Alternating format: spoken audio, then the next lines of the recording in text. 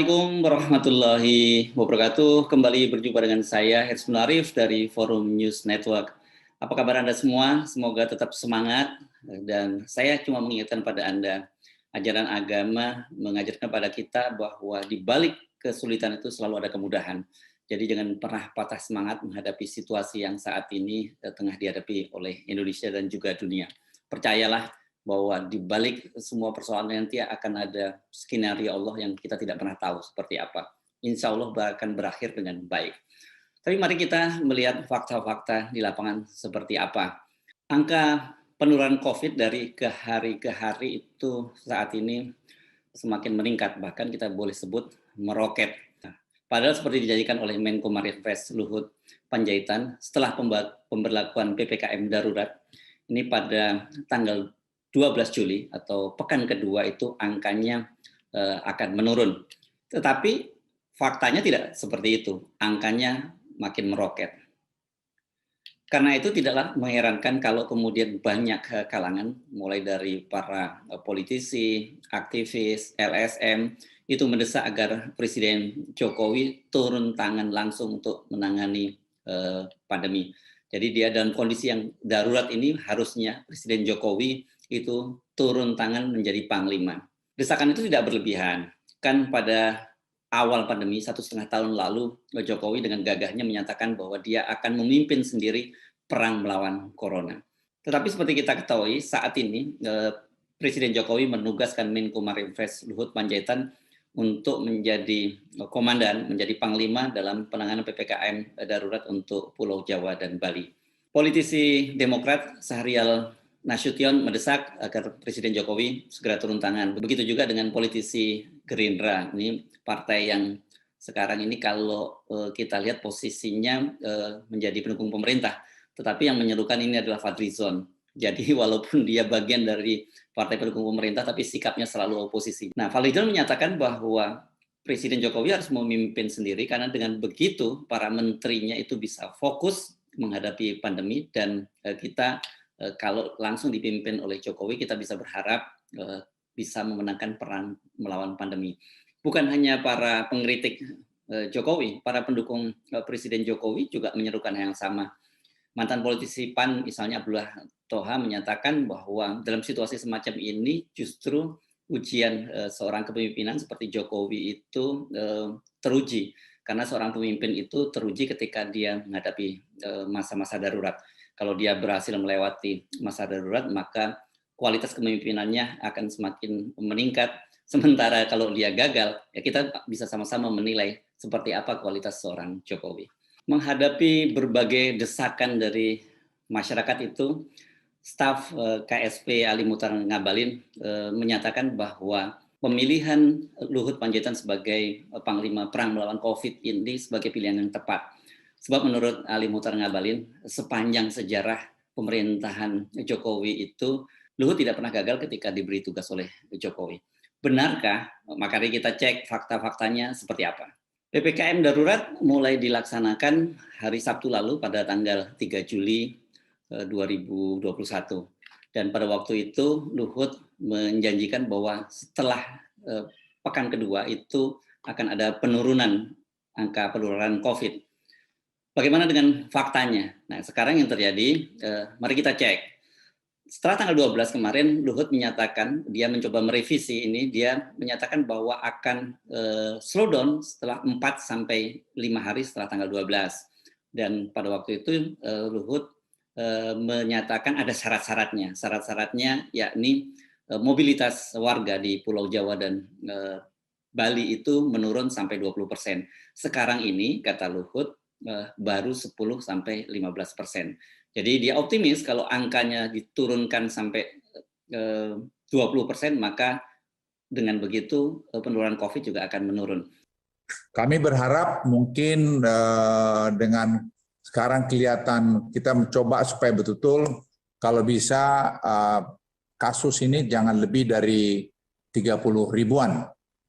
Jadi tapi dari 3 hari terakhir ini kita lihat sudah berkisar selalu bermain di antara 33, 34, 38, mundur lagi dan seterusnya. Tapi tingkat kesembuhan kita lihat meningkat banyak. Jadi kami berharap minggu depan sudah mulai, mungkin kalau semua berjalan kita disiplin, akan mulai flattening atau mulai akan merata, dan kemudian kita harap nanti cenderung akan terkendali, dan kita berharap juga dengan kedisiplinan kita semua dan vaksin program jalan, protokol kesehatan jalan, kombinasi semua ini, pematuhan pada tadi PPKM darurat, kita akan bisa bertambah baik. Menyangkut tadi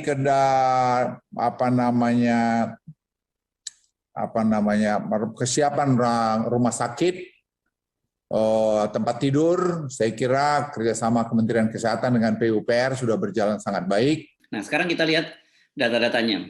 Kalau sebelumnya Luhut menyatakan setelah tanggal 12 itu akan menurun. Ternyata pada tanggal 12, angka penularan COVID mencatat rekor baru, tembus 40.000. Nah, ini penting, angka 40.000 ini kita garis bawahi, karena dalam penjelasannya juga Luhut menyatakan bahwa kalau sampai angka penularan mencapai 40.000 per hari, itu pemerintah akan menjalankan skenario terburuk.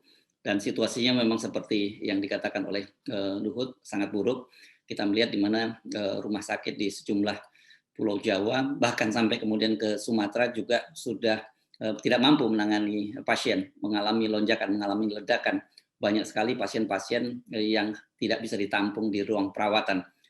Kita melihat para pasien tergeletak di berbagai bangsal rumah sakit, di lobi rumah sakit, ini sudah menjadi pemandangan biasa. Hari berikutnya tanggal 13 Juli angka COVID meningkat lagi, menembus 47.000. Jadi tidak mengalami slowdown. Yang lebih mengejutkan lagi kemarin tanggal 14 Juli angkanya mencapai 54.000. Jadi naik terus. Sebenarnya seperti dikatakan oleh Menkes Budi Gunadi Sadikin, angka-angka tersebut sudah bisa diprediksi oleh pemerintah. Sebab mengapa seperti kata dia, ini kan merupakan hasil dari tes PCR. Semakin banyak dilakukan tes PCR, akan semakin banyak ditemukan kasus baru COVID. Padahal seperti kita ketahui, saat ini kan angka testing kita itu sangat rendah, bahkan termasuk yang terendah di dunia, dan ini yang banyak dikritik oleh para pengamat kesehatan, bukan hanya di dalam tapi dari luar negeri. Angkanya sangat rendah. Jadi kalau mau tahu seperti apa realitasnya, ya itu pasti jauh lebih tinggi dari angka yang sekarang ini, jauh lebih tinggi dari 54.000. Nah, soal ini juga diakui oleh Budi Gunadi Sadikin, Menkes. Menurut dia nggak perlu kaget kalau kemudian dari hari ke hari kita menemukan fakta itu. Karena memang seperti itulah realitasnya. Jadi Anda, saya ingatkan, jangan hanya berpegangan pada data-data yang dilansir oleh pemerintah dari ke hari ke hari. Angka 54.000 sangat mengagetkan, tapi angka sesungguhnya itu jauh lebih mengagetkan. Sebab berdasarkan survei yang dilakukan oleh Fakultas Kesehatan Masyarakat Universitas Indonesia, di Jakarta saja itu orang yang sudah terkena virus itu sebanyak 44,5%. Itu berdasarkan survei. Dan sampelnya itu sangat besar. Kemarin kalau tidak salah, sampelnya di atas 4.000. Untuk sebuah survei, ini, dan Anda jangan bayangkan surveinya seperti survei elektabilitas seorang tokoh. Ini surveinya dilakukan dengan melakukan pengetesan. Jadi datanya saya yakin ini cukup valid. Dan dengan angka yang tadi, angka 54.000 itu, sekarang Indonesia itu sudah mengambil alih posisi India menjadi epicentrum COVID di Asia. Ini bukan rekor yang membanggakan, dan media-media internasional juga menyoroti soal ini. Salah satunya itu kantor berita Nikkei di Jepang juga memaparkan data-data itu.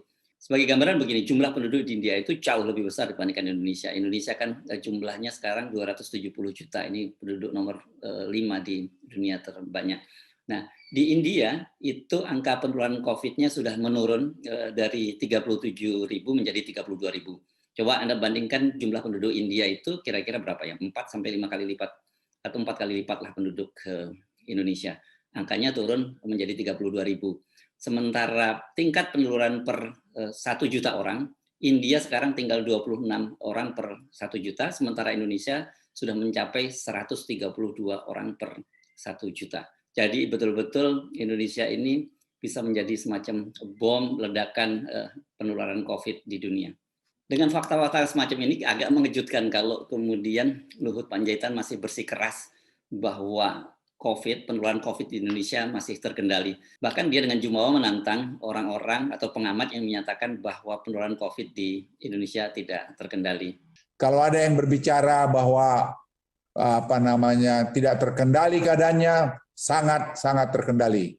Jadi yang bicara tidak terkendali itu bisa datang ke saya, nanti saya tunjukin ke mukanya bahwa kita terkendali. Jadi bagaimana kesimpulannya? Apakah Luhut gagal atau berhasil menangani PPKM darurat ini? Saya kira mungkin kita harus memberi waktu ini supaya fair, karena waktu pelaksanaan PPKM darurat masih akan berlangsung sampai tanggal 20 Juli. Jadi masih ada waktu sekitar 6 hari lagi. Apakah Luhut berhasil menekan slowdown atau tidak? Tapi kan tadi kalau kita lihat pernyataannya dia sudah memberikan syarat, jadi tidak lagi seperti biasa sangat percaya diri bisa menekan itu.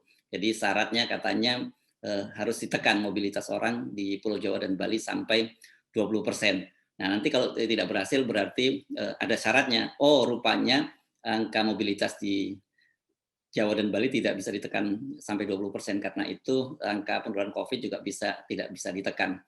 Jadi kita tunggu sampai tanggal 20. Tapi kalau lihat naga-naganya, kemungkinan besar Luhut kali ini akan gagal. Sebab Menteri Keuangan Sri Mulyani sudah mengisyaratkan, sudah membicarakan soal ini di dalam rapat kerja dengan Banggar DPR, membuat skenario perpanjangan masa darurat sampai 6 pekan ke depan. Tapi soal ini dibantah oleh juru bicara Menko Marinvest, menyatakan bahwa sampai saat ini belum ada pembicaraan soal itu. Siapa yang bisa kita pegang ucapannya, apakah Menteri Keuangan Sri Mulyani atau juru bicara Menko Marinvest? Kita tunggu saja. Sekarang kita ke belakang ya, kita flashback soal penugasan Jokowi kepada Luhut.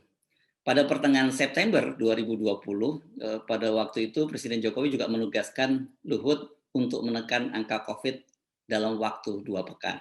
Ini mission impossible. Bagaimana mungkin seorang kepala negara dengan situasi seperti di Indonesia memerintahkan menekan angka COVID hanya dalam waktu 2 pekan.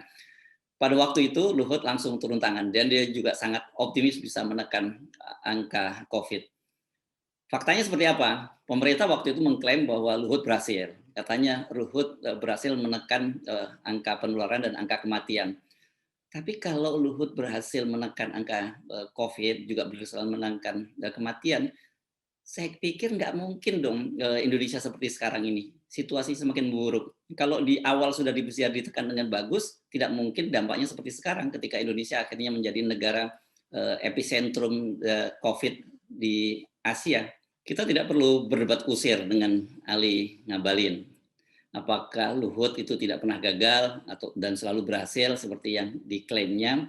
Silakan Anda lihat faktanya sendiri. Faktanya seperti apa Indonesia saat ini? Seperti apa situasinya di lapangan? Anda bisa menilai sendiri. Sepanjang pemerintahan Presiden Jokowi, Luhut ini memang menjadi senjata pamungkas dari Presiden Jokowi. Jadi setiap kali ada persoalan, bahkan di luar tugas pokok dan fungsi dari Luhut ini dia sering diturunkan. Dan sebenarnya kan soal COVID ini harusnya juga Kementerian Kesehatan lah yang cukup menangani. Tapi karena dia menjadi senjata pamungkas, maka Luhut diturunkan dengan begitu. Diharapkan dia bisa menekan angka COVID. Tapi seperti kita saksikan sama-sama, realitasnya tidak seperti itu. Kali ini Luhut tidak bisa dengan gayanya seperti biasa menggertak. Karena COVID rupanya tidak bisa digertak seperti yang biasa dilakukan oleh Luhut. Nah, kalau kemudian Luhut ini sampai gagal, maka wajar dong kalau kemudian Presiden Jokowi yang diminta oleh rakyatnya untuk memimpin langsung untuk menjadi panglima perang melawan COVID. Kita akan sama-sama menyaksikan bagaimana kualitas kepemimpinan Pak Jokowi kalau dia turun langsung memimpin perang melawan COVID. Sekali lagi karena seperti dikatakan oleh politisi Abdillah Thoha tadi, kualitas seorang pemimpin itu diuji ketika dia menghadapi situasi darurat. Presiden Jokowi tidak lagi boleh berlindung di balik anak buahnya, apalagi kemudian menimpakan kesalahan kepada anak buahnya. Dalam dunia kemiliteran ada semacam kredo yang dijunjung sangat tinggi bahwa tidak ada anak buah yang salah. Yang salah itu adalah komandan. Nah, kita sekarang akan membuktikan apakah sebagai komandan Pak Jokowi ini sukses atau tidak, bersalah atau tidak. Dan sebagai presiden yang dipilih oleh rakyat Indonesia, Nah, maksud saya dipilih oleh sebagian rakyat Indonesia, Anda kemudian bisa memberikan penilaian. Sebagai orang yang memberi mandat, Anda berhak untuk menilai orang yang Anda beri mandat, apakah dia berhasil atau tidak. Dan kalau dia tidak berhasil, kembali kepada Anda. Apakah mandat itu Anda akan teruskan, atau Anda akan tarik kembali mandat itu. Sebagai pemegang kekuasaan tertinggi, sebagai pemegang kedaulatan di Indonesia, rakyat Indonesia, Anda berhak untuk menentukan masa depan Indonesia ini yang lebih baik. Saya Hersman Arif, sampai jumpa. Assalamualaikum warahmatullahi wabarakatuh.